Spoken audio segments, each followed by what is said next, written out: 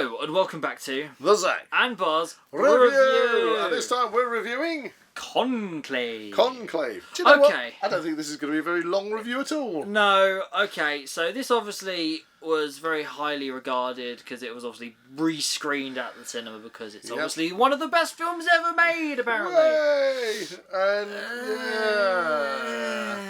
I really think when it comes to like Academy and the awards, they have some, I don't know, arty-farty ideas about movies. Yeah. Because this one was, you nudged me because I fell asleep through it, and then I just felt that I'm going to jump right to the end. I felt it was just another excuse to let's shoehorn diversity into a in there. You know, what's worse than it could ever happen to the Catholic Church, but to have a hermaphrodite kind of person being the Pope. That's why centuries ago they used to have a chair with a hole in the bottom so they could have a look and make sure that they were a bloke. Okay, so performance-wise, I didn't have any problems with Ralph Fiennes. Ralph Fiennes was great. He was basically the whole thing, holding it together for me. Apart from the music, which was just a really annoying violin. It was like every time somebody walked down, somebody walked down a corridor. Tension, drama, and they had like three sets. Like they had a canteen set, the conclave set, a corridor, a room, and I think they did have a bit outside with a view down into a courtyard, and maybe a view with a green screened bit of the Vatican behind it. Yeah, so okay. The whole spiel about this was obviously the Pope dies, they want to get the new Pope, so everyone comes together, vote for the new Pope. They can't agree on things. Everyone's trying to cross-conspire against each other so they can be the new Pope. Everyone kind of gets whittled down till it's only like the last few. We kind of left guessing who the heck's going to be the Pope. Then somebody does a rousing speech, then they're voted the Pope. Because they've had to live and try and run a Catholic church in the Far East, or in the Middle East, shall I say, where they've always been persecuted, and he's learnt to be nice to people, that you've got to accept people, humans, for what they are, and there you go. And then it turns out he'd had a operation for his. Well, no, he did. Well, no, he had an operation to take his appendix out, and found that he'd got a womb and ovaries. But he obviously hasn't got anything else. Everything else is as normal because it wasn't noticed until he's had this operation. So technically, it's kind of like having I don't know. Was that like the same similar thing as being conjoined twins or something? Having something inside you don't know you got. All right. Regardless of that, I don't know, it was a bit odd. Regardless of that, I really didn't quite see the point because in the end, obviously, it's all good, fine talking about being nice and things. They just proved the complete opposite. Yeah, they're all horrible. And it didn't. There was no resolution. It was just, oh yeah, he's the Pope now. He's the Pope now. The end. And he is a bloke, but he just happens to have a bit of female parts in him. Mind blown. We're Catholics. But yeah, that was basically the end of the movie. Yeah. So you didn't really see the fallout. And the other problem I had watching it was great actor. What's his name? Ralph Fiennes. No, not Ralph Fiennes. The other good chap who. John Lithgow. Yeah, John Lithgow from What's It in the Hendersons. And soon to be Albus Dumbledore. Yes. Oh yeah. Now I love him, but he's a comedy actor. I've seen him so much in Third Rock from the Sun and all this that the voice and everything, I just couldn't take it seriously. Yeah. It was just like sticking a Monty Python's character in it, you know.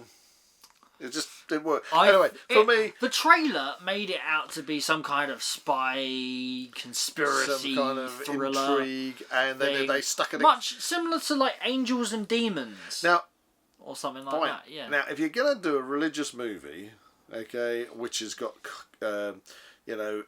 intrigue, conspiracy in it, stuff like that. Yeah. Something like that, or something like In the Name of the Rose with Sean Connery. Absolutely superb.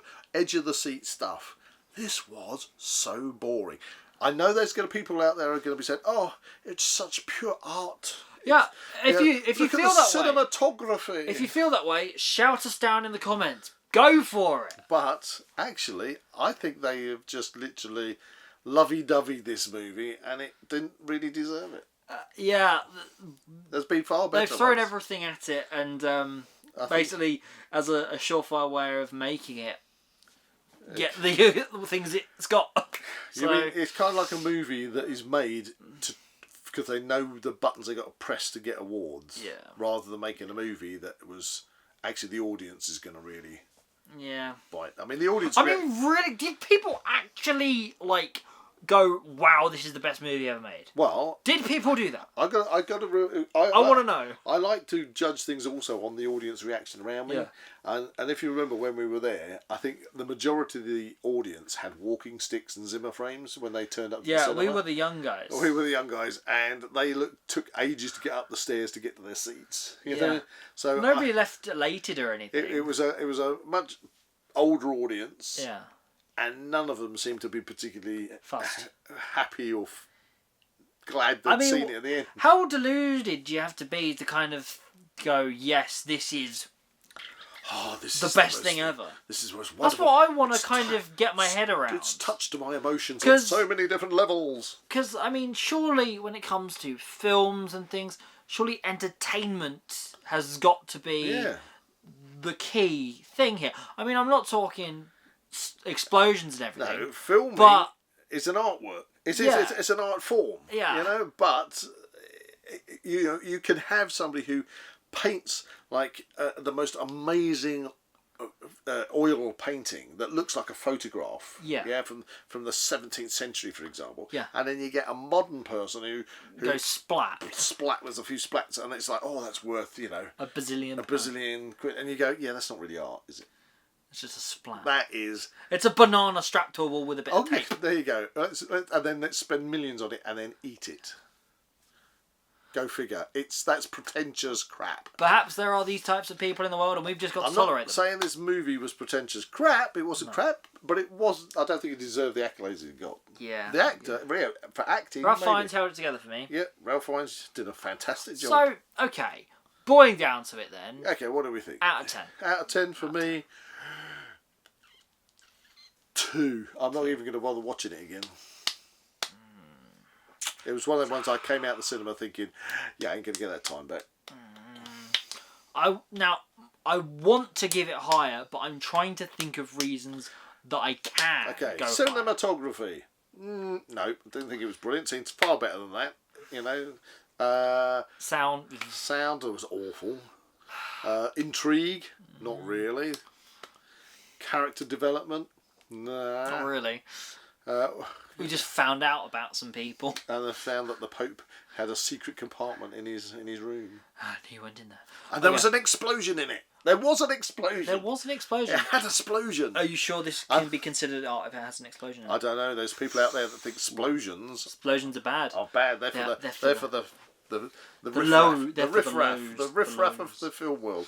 Okay. But it had an explosion in it, and then for the rest of the movie, they all had to walk around with flour on them. Nobody even bothered to dust them. All right, so yeah, I'm gonna have to go 2 because I'm trying to think of a way to go higher, but I just can't. No, I can't give it more than that. I think I'm being generous. So there you go. You might disagree. Let us know in the comments. Please so, if you enjoyed this review, please like and subscribe to this channel and comment below any suggestions of further reviews you'd like to see. And we shall see you in the next one.